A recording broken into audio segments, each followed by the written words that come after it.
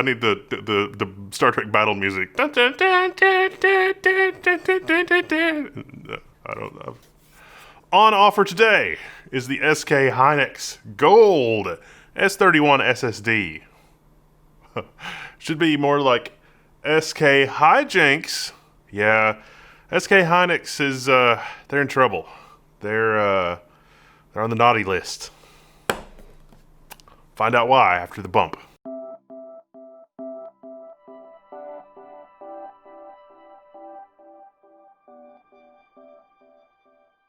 SK Hynix reached out and said, hey, we've got SATA SSDs. We're in the SATA game now. We've got our own microcontroller, which I find interesting at a technical level.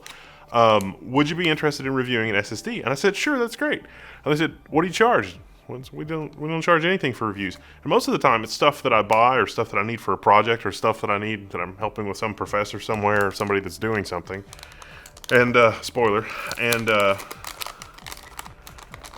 then it got weird. They said, okay, well, we'll send you an SSD, but don't say anything bad about the SSD. Also, don't compare it to brands like Western Digital, Crucial, and AData.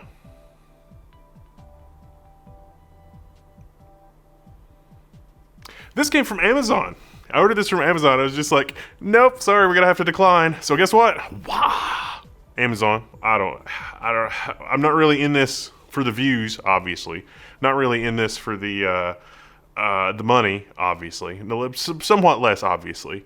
So what do you do when you've got a perfectly ordinary and completely boring SATA SSD? There's nothing to this. This is literally just, it's a SATA SSD.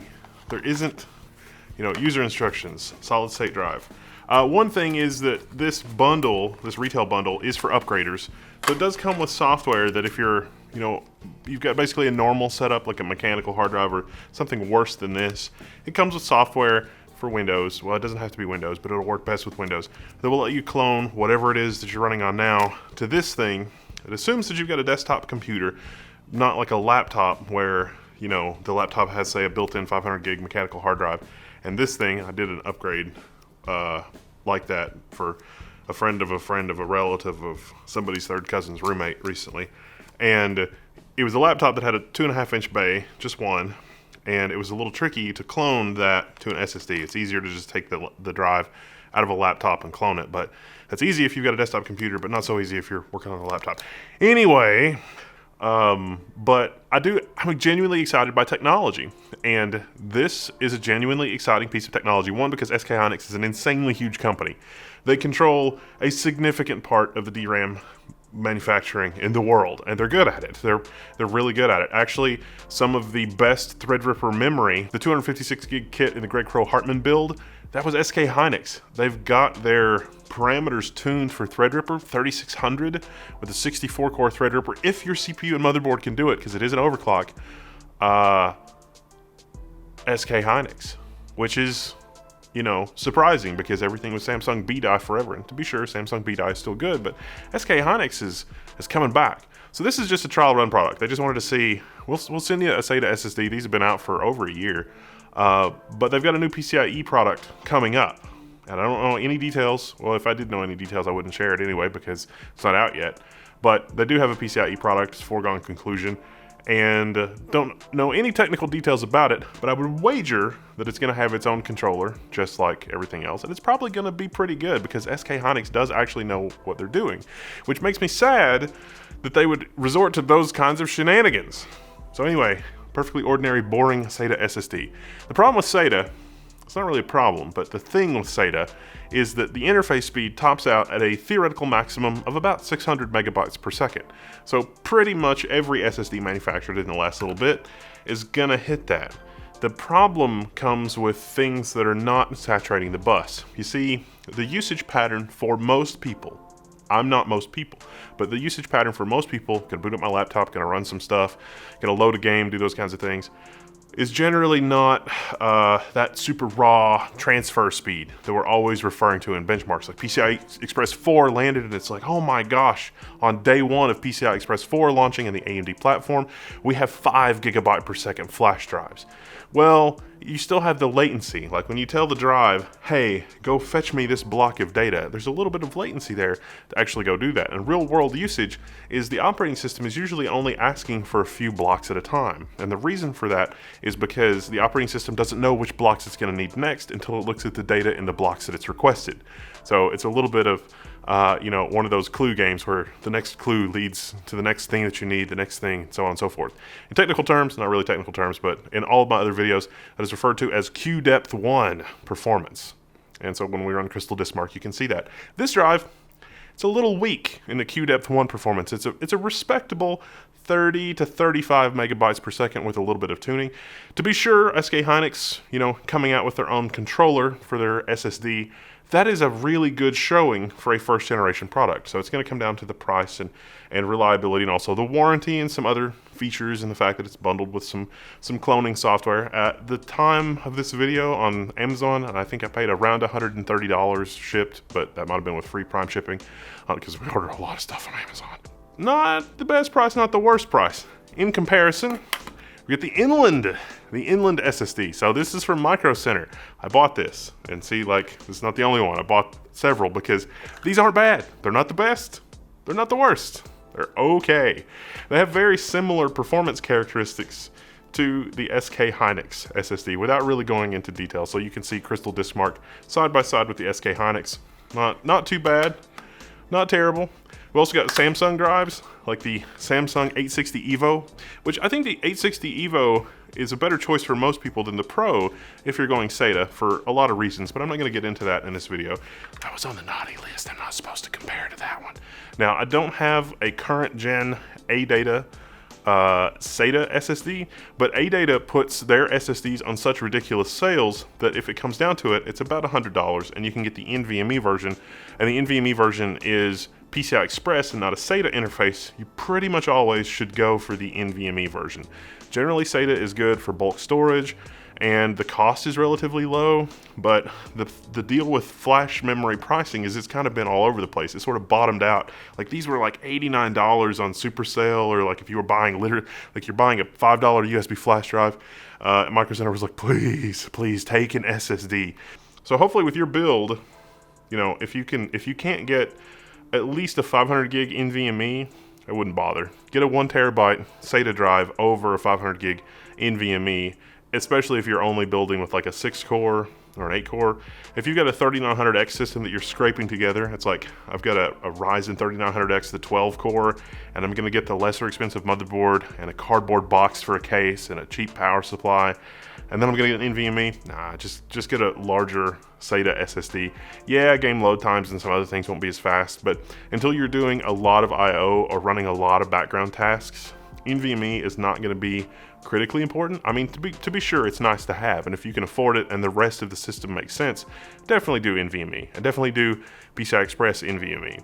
SATA NVMe, because it's smaller, chances are, I should really take this apart because chances are the circuit board in here is really small. I know inside the Inland ones, the circuit board is really just super tiny, which is one of the reasons that they are able to do cost down, but there's still more PCB real estate here inside a 2.5-inch drive than an NVMe. So when you've got a M.2 form factor SSD that is actually SATA and not PCI Express, it's generally still a little more expensive, even though SATA to SATA, you'd think the cost would be about the same, because this has got to go on a tiny printed circuit board, and the tiny printed circuit board and the tiny component placement is slightly more complicated. So usually the price difference is at least $5 to $10, give or take sales and everything else notwithstanding. That said, $130 or around $100 for a 1 terabyte SATA SSD that has these performance characteristics is not unreasonable, especially because the Samsung drives tend to be a little bit pricier. But price for price, dollar for dollar, if you have a brand like ADATA or Corsair, you're gonna do a little better buying that brand because the controller is a little faster. The controller and the software and the special sauce from the manufacturer is a little faster. In terms of endurance, flash memory wears. It's about 500 to 600 petabytes across the board for the specific SK hynix SSD, it's 600 petabytes written. That's about a third of the drive. You can rewrite about a third of the drive, or about 300 gigabytes a day.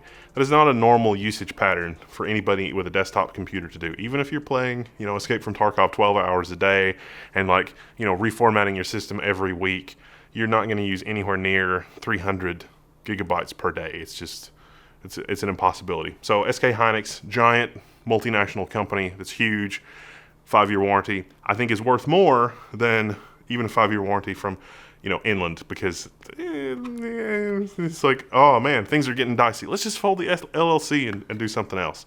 Samsung, again, giant multinational like SK hynix. Samsung's larger, obviously. Corsair, giant friendly multinational. I have some contacts there, full disclosure. Their stuff's good. You wouldn't go wrong. The customer service is really good, and you pay a little bit extra for the customer service. So again, that's what I mean when I say boring product. The drama here is really SK hynix is like, we need a good review. You need to gush over the SSD. And that's not what they said, but that's I'm embellishing. It's like, don't say anything bad about it. The worst thing about it is probably that QDepth 1 performance, which is not terrible. To be fair, it is a pretty good showing, considering that they did their own controller for that, and it's their own firmware. Made in Taiwan, made in Korea. I need the Star Trek battle music. I don't know. I've completely lost my mind. This product is good enough that they don't really need to bribe reviewers, but at the same time, full disclosure, yeah, for the same money, you can get a slightly better SSD. So depending on the prices where your market, in your market and what's available and that kind of thing. Like if I was in Micro Center and they didn't have Inland and this was like $5 more, okay, don't care, sounds good, a terabyte. I think that SK hynix should release like 2 and 4 terabyte versions of this, because I see that as like a useful thing in a build. Get a 500 gigabyte or a 1 terabyte NVMe, because the price gets, a 500 gig NVMe, say, costs $50 or $75, and a 1 terabyte costs like double that. But then you get a 4 terabyte one, and it's more than 4 times more expensive. But it's not really that way, at least not with some SATA SSDs. It's getting to be not that way. So I could see a build that has a very large SATA SSD for bulk storage and a fast NVMe for boot drive, games, crap like that. You could be like me and just keep an eye out for old enterprise drives on eBay though, because this 4 terabyte Intel NVMe was about $400, and so until I started doing a lot of tweets and videos about it, and then Linus did some videos about it, and so on and so forth. And so now they're a little more expensive than $100 per terabyte. But to be sure, the P4500 and the P4600 are only worth about $100 a terabyte. But for a gaming rig that is going to be completely fine, a 1 terabyte SATA SSD is not a problem. And shame on you, SK hynix, but it's fine. It's a reasonable product. I think this is probably just a marketing team that hasn't really had to deal with this. Or perhaps the YouTube video scene is far more corrupt than I expected, because we are right around 300,000 subscribers now. This is more successful than I would have anticipated, so thank you all. This is level 1, and I forgot to mention, this is an Epic Motherboard from Taiwan. This is the S8050. I know Threadripper Pro is a thing, but if you're going to pro it up on your own, this doesn't have a chipset, but I'm building a workstation out of the S8030 from Taiwan. So it's a pretty nice board, and it's the board that we did a lot of the testing with these SATA SSDs, but then I went back and was like, wait, I probably should test with a desktop system. Almost forgot. The system that we did all of our testing with is the ASRock Aqua, the Z490 Aqua, the glorious water-cooled Z490. Why Z490? Well, because it's fast and pretty. It's a nice gaming computer. ASRock sent me the motherboard, full disclosure. But it's fast and it has a lot of SATA ports, so it's useful for testing SATA drives. So there you go. Oh, and in my next video, the Taiwan S8030. It's epic in an ATX form factor that's not, bulbous. It doesn't have a growth. It's just a regular ATX motherboard. And you've got all this PCI Express Connectivity, X16 PCIe slots, U.2, and the Oculink X8. This is a PCI Express X8 basically in a single form factor. We're building an epic workstation to do some more storage testing, but of a slightly different variety, because things are getting interesting in the storage space. I'm Wendell, this is level 1. I'm signing out. I'll see you later.